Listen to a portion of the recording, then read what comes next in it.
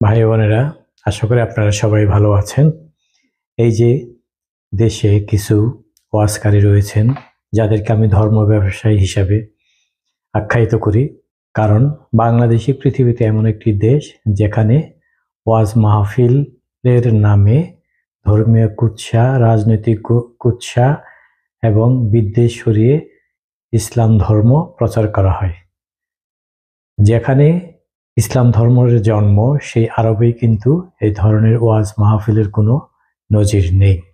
আর বাংলাদেশের কিছু ধর্ম ব্যবসায়ী আছেন, তার মধ্যে একটি হলো আজহারি না মাঝহারি, কি জানি নাম তার, মিজানুর রহমান আজহারি।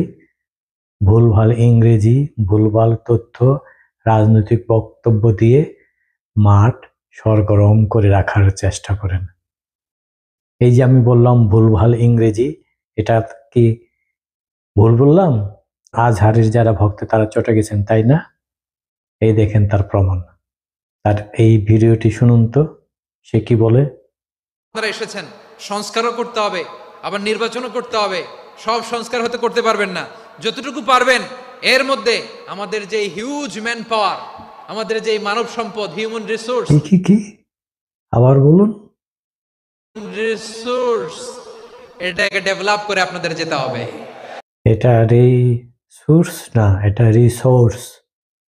এভাবে ভুলভাল ইংরেজি বলে সাধারণ মানুষের মন জয় করার চেষ্টা না করাই ভালো।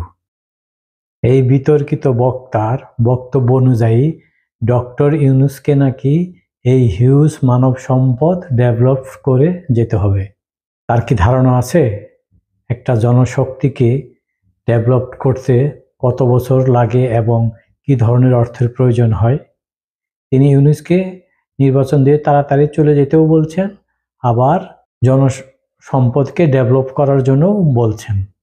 এই যে হিউজ জনসম্পদকে ডেভেলপ করার কথা তিনি বলছেন, এটা আসলে যুব সমাজের কাছে জনপ্রিয়তা অর্জনের একটি উপায় মাত্র। তিনি এর আগে আরেকটি বক্তব্যে বলেছেন, একদল খেয়ে গেছে, আরেক দল খাওয়ার জন্য অস্থির হয়ে আছেন। আর তার পরিপ্রেক্ষিতে বিএনপির দুদু কি বলেছেন শুনুন। আজহার নাকি মাঝহার একজন আছে, আগে ওরা খাইছে, এখন এরা খেতেছে না, কি বলছে না ভাইরে, রাজনীতি করবেন স্বনামে আসে।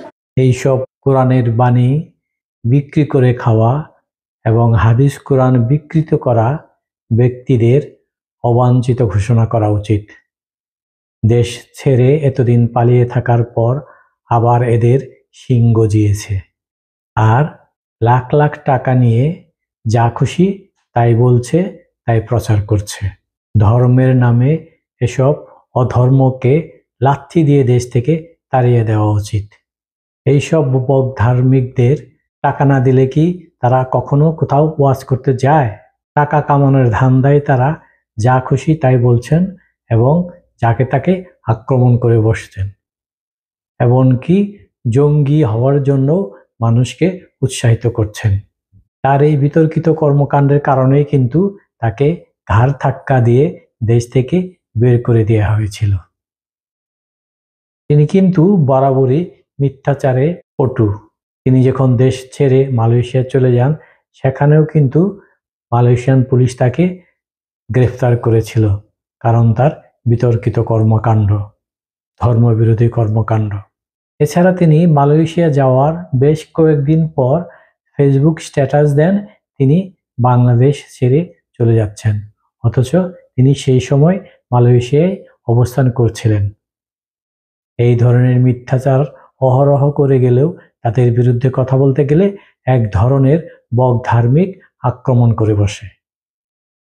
সুতরাং বকধার্মিকরা সাবধান, এদের কাছে ধর্ম শেখার কিছু নেই। ধর্ম শেখার জন্য আপনাদের নিজ নিজ ধর্মগ্রন্থেই যথেষ্ট। ইসলাম ধর্ম যদি পালন করতে চান, কোরআন অনুযায়ী পালন করলেই হবে। এইসব বক ধর্ম, মিথ্যাবাদী এবং চোর বাটপারদের কথায় ধর্ম চলে না।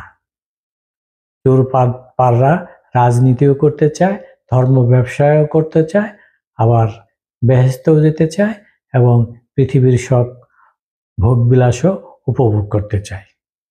সবাই ভালো থাকবেন। আজকে এই পর্যন্তই।